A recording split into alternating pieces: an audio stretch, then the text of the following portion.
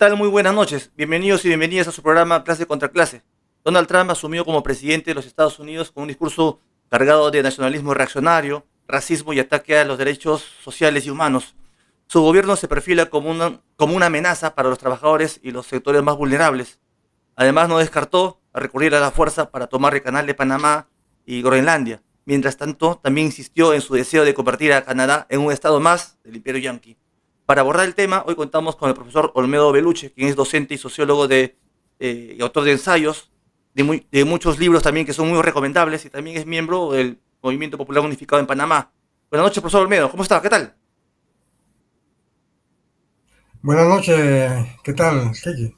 No, muy bien, bien, profesor. Buenas noches. Y Aquí, qué bueno contar con usted para más, discutir un poco lo que sucedió, ¿no? Y con el ascenso de Trump y con los mensajes que ha tenido en esta semana, ¿no? ¿Qué impresiones te deja la asunción de mando y el mensaje de Trump? bueno, me da la impresión de que se trata de una iniciativa, como has puesto en el título, una ofensiva reaccionaria, que, pero que logra crear ilusiones en ciertos sectores importantes de la población norteamericana, en el sentido de que con las medidas que anuncia, él promete que América será grande otra vez, como dice su eslogan. Y para mucha gente, basado en el sentido común, creen que ciertamente lo que él promete les va a llevar a una vida mejor y va a volver a la prosperidad que Estados Unidos supuestamente tuvo en algún momento, y que esa prosperidad va a alcanzar a los sectores populares, a los trabajadores que han perdido con la globalización neoliberal muchas conquistas que tenían en los propios Estados Unidos. Por supuesto, como toda propuesta de derecha, él debe presentar un enemigo a combatir, y, y ese enemigo siempre es otro sector popular, otro sector social oprimido. Nunca es el corazón del sistema el responsable de la crisis económica y social en la que viven los trabajadores norteamericanos. Y en este caso su gran fantasma ha sido en política interna la migración. Los migrantes serían los culpables de toda la situación de debilidad de los Estados Unidos, y esa es la ofensiva interna. Y en el exterior, lo que ya en su primer mandato presentó, que es la dura lucha por el control económico del mundo con China, a la que ve como el enemigo a batir en la conquista de los mercados del mundo. Y eso es lo que tiene relación con lo que ha dicho sobre Panamá, con lo que ha dicho sobre Canadá, lo que ha dicho sobre Groenlandia y el Golfo de México. En el fondo es una adaptación de la doctrina Monroe al siglo XXI. Recordé, la doctrina Monroe la emitió el presidente James Monroe en 1823, cuando ya estaba casi finalizando la independencia de Hispanoamérica. Solo faltaba terminar la independencia del Perú y lo que hoy es Bolivia, y se había creado en Europa la Santa Alianza, es decir, una alianza de monarquías absolutistas que invadió España y amenazaba con retomar el control de las ex colonias españolas en América. Y entonces este presidente de Estados Unidos lanzó la consigna de América para los americanos, en el sentido de que americanos son ellos, y de que este es su coto exclusivo de movimiento, de explotación, de dominio por parte del naciente imperio norteamericano en ese momento. De entonces acá, Estados Unidos de una manera u otra ha hecho actualizaciones de esa doctrina en diversos momentos. Durante la principio del siglo XX, podríamos decir, fue la famosa doctrina de Theodore Roosevelt del gran gajote, es decir, habla despacio y ten un gran gajote en la mano. En la época de los años 30, la política de buen vecino de Franklin Delano Roosevelt. Y finalmente en la posguerra fue lo que se llamó la doctrina de seguridad nacional. En todas ellas, Estados Unidos ha tratado de actuar controlando a nuestros países, imponiendo gobiernos, saboteando o incluso promoviendo golpes de Estado de gobiernos que se salían de la línea y del control del imperialismo norteamericano. Y entonces lo que haría Trump ahora está planteando es una actualización de esa doctrina a los problemas que Estados Unidos tiene en este momento en el siglo XXI, según mi punto de vista. Claro, claro. Como usted menciona, tiene mucha razón, ¿no? Ahora, también últimamente Trump se ha pronunciado sobre el canal de Panamá. ¿Y cuáles son los argumentos que utiliza Trump para justificar su interés en el canal de Panamá? ¿Y cuál es la importancia del canal de Panamá en estos tiempos? Sí, Trump ha dicho unas sartas de mentiras que él sabe que son mentiras. Ha dicho principalmente que el canal está manejado por China, por los chinos, que a ellos les costó mucho construir el canal y que entonces habían tenido hasta 38.000 muertos norteamericanos en la construcción del canal. Y luego que el gobierno de Carter se lo había regalado a Panamá prácticamente, y que Panamá ha incumplido las promesas que le hizo a Carter en el Tratado de 1977 y demás. Esas expresiones son todas falsas. Él sabe muy bien que el canal está administrado por panameños desde el año 2000, desde el principio del siglo. En segundo lugar, él sabe muy bien que si bien la obra final de la construcción del canal que empezaron los franceses la termina el ejército norteamericano, la mano de obra fue fundamentalmente antillana, de todas las Antillas inglesas y francófonas, e incluso de América Latina. Y de los muertos que hubo durante la construcción del canal, que realmente fueron solamente, fueron bastante, 5.600, de norteamericanos propiamente solamente fueron 350. Todo lo demás, en su mayoría absoluta, eran trabajadores antillanos de Jamaica, de Guadalupe, de las islas del Caribe. Y entonces, y panameños, por supuesto. Luego lo que expresa al decir la falacia de que el canal está en manos de los chinos, él expresa un temor muy consciente. Él dice una mentira, pero es lo que él teme que pase. Y es justamente ahí donde él quiere actuar para bloquear la creciente influencia de capitales chinos en Panamá. Panamá no tenía, como toda Centroamérica, no tenía relaciones con China hasta el año 2017. Panamá, como las otras republiquetas de Centroamérica, eran sobornadas, porque esto se ha demostrado que hubo sobornos de Taipei para que reconocieran a Taiwán como relaciones diplomáticas y desconocieran a China. Sin embargo, llegó un punto en que ya no era posible. China es el segundo usuario del canal, después de los Estados Unidos. Y el presidente Varela en ese momento decidió normalizar las relaciones diplomáticas con China, y a partir de ahí hubo una avalancha de países centroamericanos que decidieron hacer lo mismo. Esto preocupará probablemente a los norteamericanos, y es lo que está en el subconsciente o entre líneas lo que quiere decir Trump.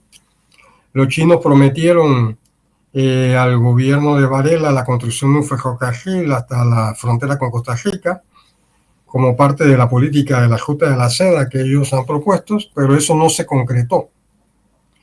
Los chinos, una empresa china ganó la licitación para construir un cuarto puente sobre el canal de Panamá. El gobierno siguiente, que fue un gobierno títere de los Estados Unidos, el gobierno del señor Cortizo, bloqueó esa construcción durante 5 años prácticamente.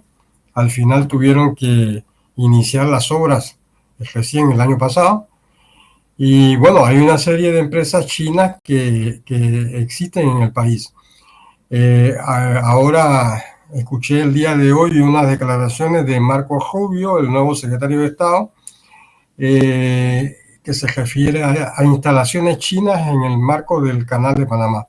En realidad lo que se está refiriendo es a los puertos de Balboa y Cristóbal, en ambos lados del canal, en el Pacífico y en el Atlántico, que son administrados por una empresa de Hong Kong, la Hutchinson Ports.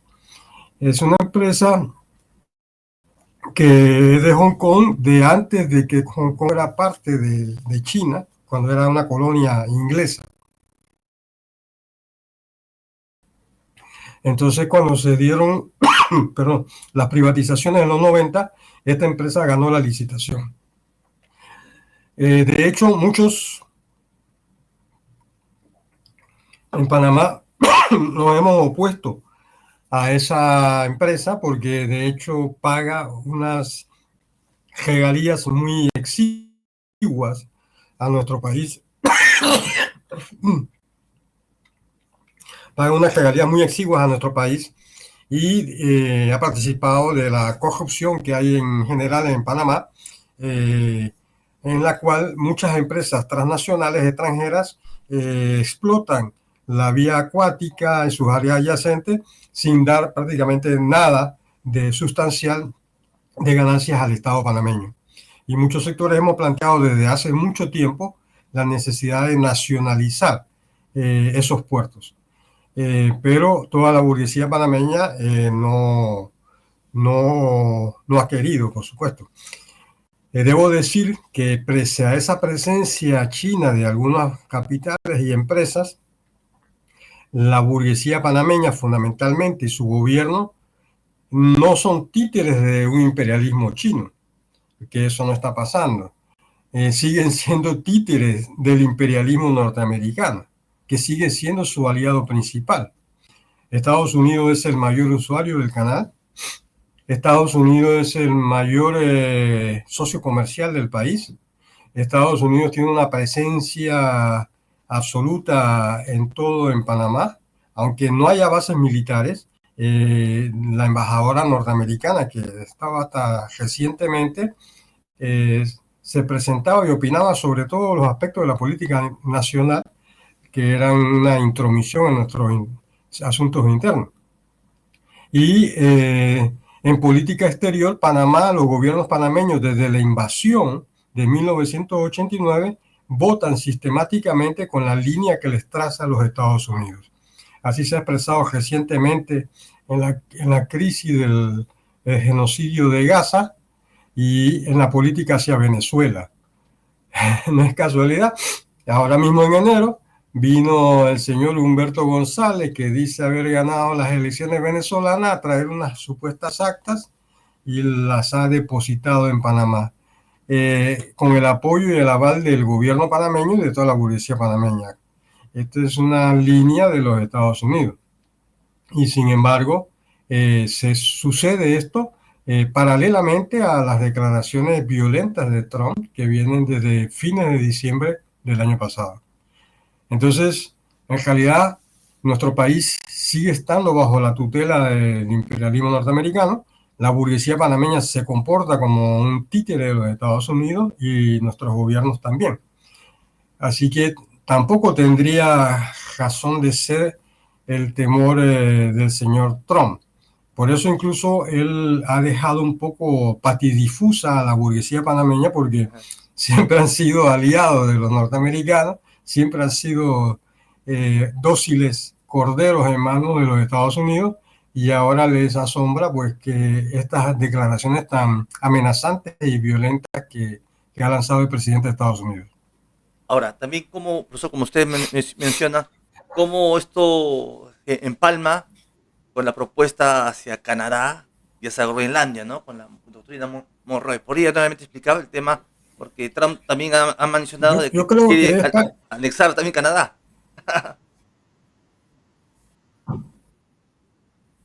¿Aló? sí.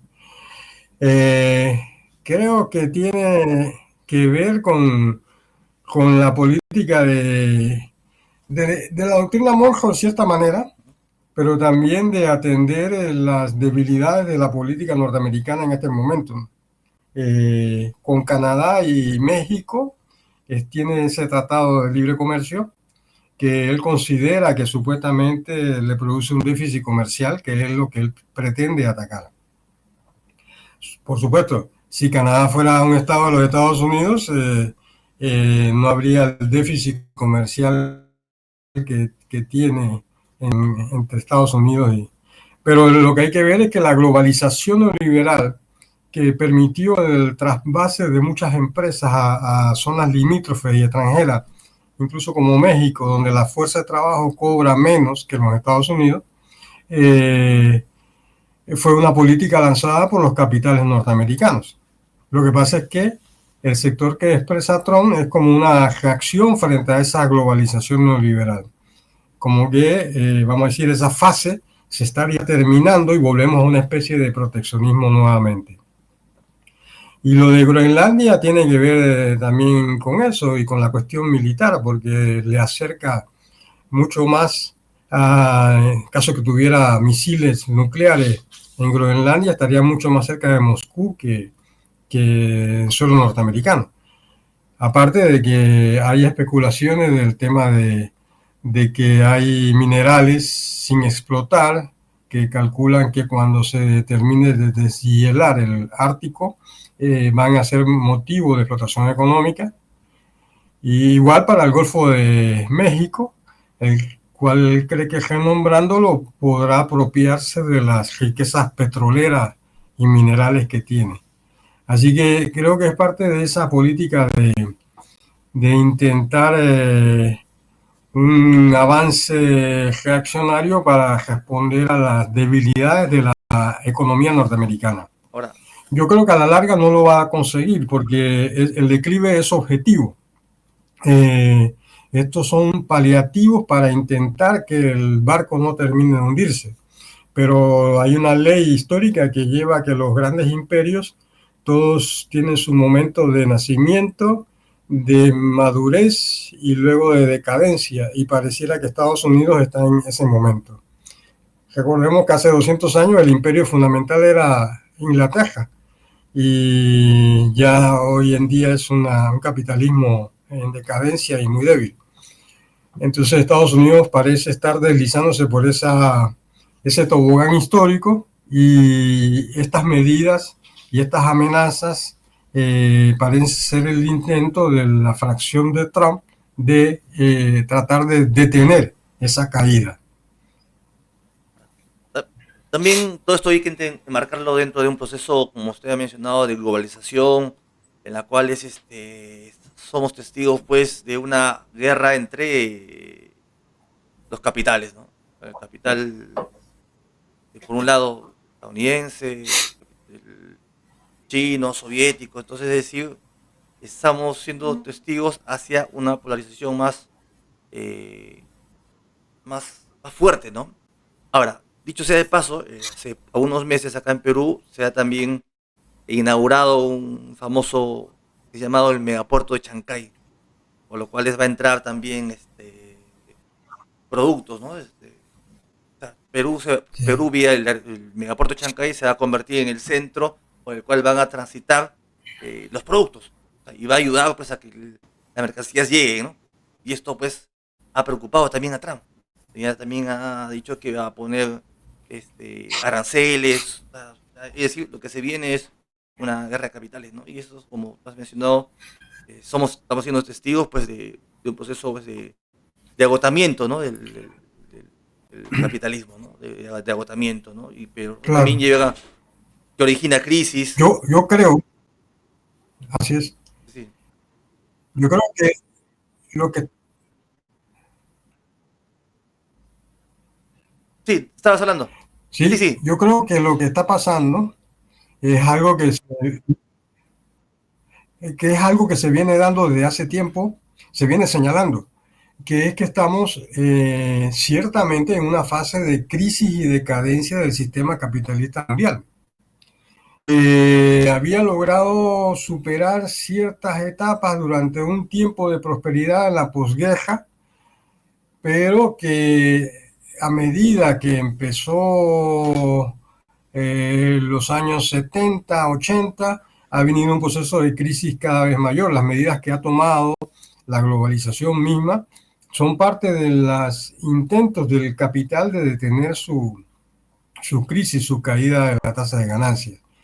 Y esa crisis ha llegado a un punto en que ahora mismo pareciera que estamos volviendo a un mundo similar al de los años 30, en el que los capitales se disputan entre sí el control de los mercados y de las áreas de influencia.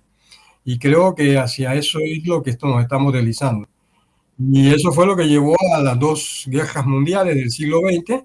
Pareciera que podríamos darnos de nuevo de frente con situaciones de destrucción masiva de fuerzas productivas. Es una ley del sistema capitalista, de asesinato masivo de la población, de destrucción de países enteros en esa lucha por el control de los mercados. No es de extrañar. Y bueno, es todo muy parecido. Los argumentos de la ultraderecha actual son muy parecidos a los argumentos de la ultraderecha de los años 30. Tal vez los enemigos han cambiado, ya no son los judíos, ahora son los migrantes. En América los hispanos, pero en Europa los africanos y los árabes o musulmanes. Entonces estamos ante un capitalismo de crisis y decadencia y cada vez más violento. Lo que ha pasado en Gaza, que es un genocidio similar, equiparable completamente a lo que pasó en los años 30 con la población del gueto de Varsovia, que se hizo delante de las narices de todo el mundo, democrático, entre comillas, y nadie hizo nada. Ahora mismo se ha vuelto a repetir con la complicidad de estas potencias. Entonces, realmente es una crisis del sistema capitalista y de sus formas políticas. De la democracia liberal, esta que ha controlado también, tiende a ir hacia formas de gobierno, de poder más totalitario en todos lados. Lamentablemente, lo que hay ausente ahora es una crisis de dirección revolucionaria, de alternativa frente al sistema capitalista, de salida socialista, que antes por lo menos una gran parte de la humanidad podía tener esa esperanza, esa ilusión y luchaba por ello. Ahora estamos en una parte de la crisis es que no ha surgido ninguna dirección revolucionaria que concite la simpatía, el apoyo, la esperanza de la humanidad de que otro mundo es posible. Entonces, ahí es donde está el problema que tenemos, me parece a mí. No, sí, lo que tú dices es muy cierto, profesor Olmedo. O sea, ahí vemos por un lado pues un sistema de agotamiento del capitalismo, ¿no? ¿Correcto? Ahora también se percibe que hay a su vez que los gobiernos de alguna manera progresistas tienen sus límites, sus limitaciones, ¿no? Sus limitaciones, y que muchas veces estas limitaciones terminan siendo ayudando o exacerbando estos ánimos para que surjan expresiones por la derecha, ¿no? Ahora, ¿cómo enfrentar a estas políticas de esta derecha reaccionaria, las políticas agresivas de Trump? Una, como tú has mencionado, es buscando una alternativa, pero ¿qué más podemos hacer para enfrentar estas arremetidas?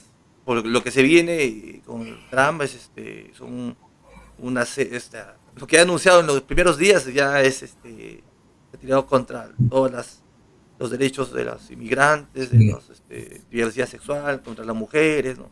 Y ha amenazado pues invadir, ¿no? Entonces, ¿cómo debemos enfrentar?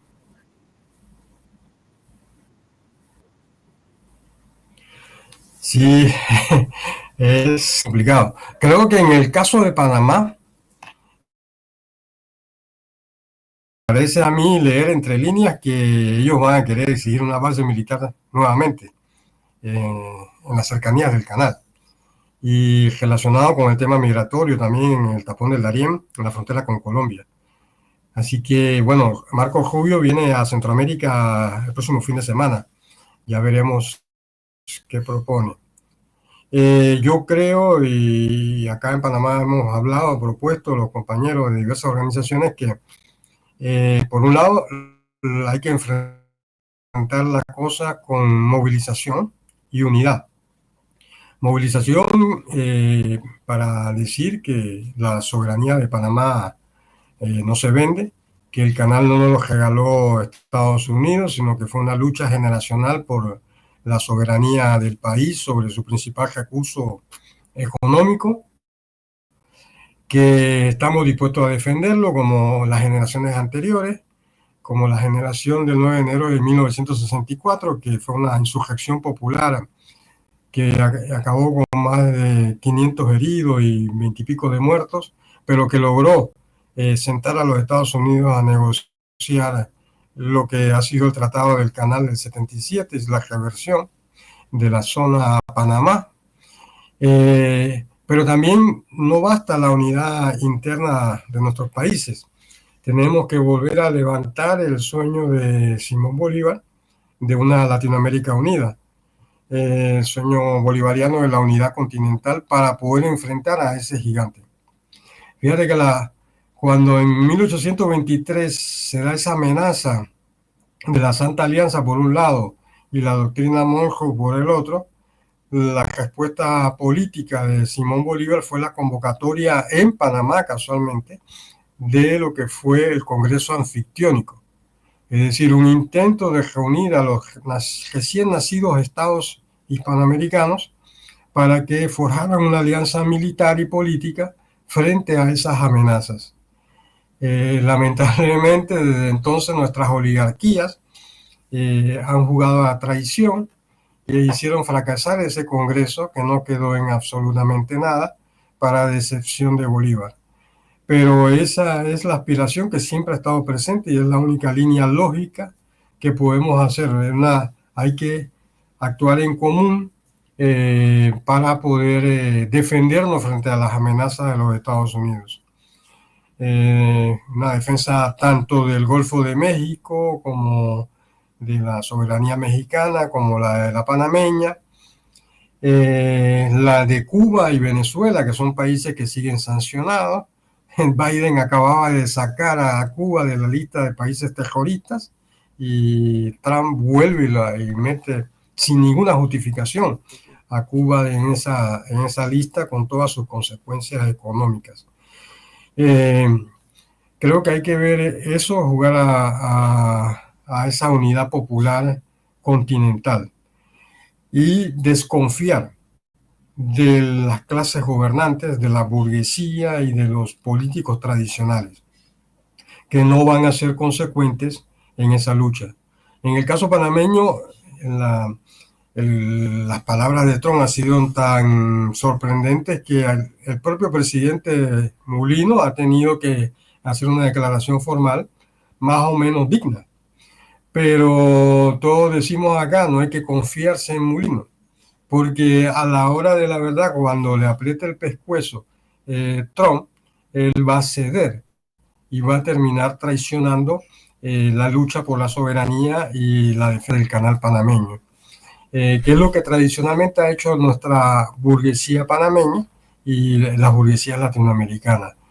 Y de eso hay bastante para contar. Desde 1903, cuando se entregaron a Estados Unidos y le permitieron la construcción del canal bajo las condiciones que ellos querían, hasta con la invasión de 1989. Y bueno, ya digo, con toda la política latinoamericana. Por eso la defensa, la única opción que va a haber es la movilización popular y la unidad popular.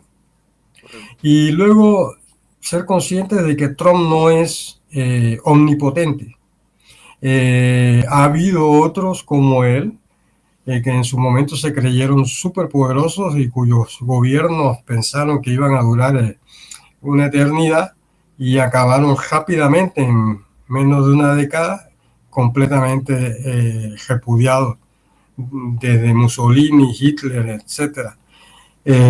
Así que una cosa es lo que Trump dice que quiere y otra será lo que podrá hacer. Y eso amanecerá y veremos. Correcto, correcto. Como ha mencionado, la burguesía como tal tiene sus intereses entrelazados con las burguesías americana, yanqui, ¿no? Sus intereses están entrelazados, ¿no? Entonces, ellos, cuando, como has mencionado, cuando le aprieten el pescuezo, van a defender sus intereses, ¿no? Igual la burguesía peruana es tan similar, ¿no? Sus intereses no están con la patria, ¿no? Sus intereses están con la burguesía, sus intereses de clase, correcto. Entonces, la única salida posible, con una perspectiva, es pues, luchar por un futuro socialista, ¿no? Entonces es la estrategia. Y bueno, bien, bien, profesor Olmedo, que el día de hoy habíamos podido esclarecer un poco lo que significa el ascenso de Trump y cómo enfrentarlo, ¿no? Es una necesidad importante, eh, que tenemos que estar organizados, ¿no? Ahora, algunas palabras finales, profesor Olmedo, al respecto.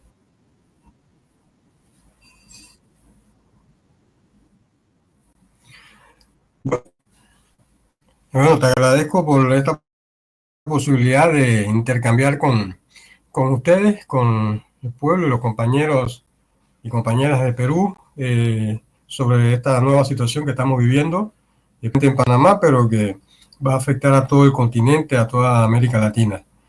Bueno, tenemos que seguir intercambiando ideas, pero también pensar en acciones y pronunciamientos comunes para tratar de enfrentar esta oleada reaccionaria, como has titulado tú en el anuncio de esta conversatorio. Y bueno, ya veremos lo que sucede. Mientras tanto, bueno, hay que aclarar mucho a la gente y conversar y difundir estas ideas, estas cosas para buscar la unidad y la movilización popular. Muchas gracias de nuevo. Bien, profesor Olmedo, muchas gracias a usted y por el día de hoy estar acompañándonos. Entonces yo te quiero invitar más adelante para seguir también analizando la coyuntura internacional y lo que viene pasando en Panamá. Y bueno, muchas gracias. Hasta la próxima. Muy agradecido.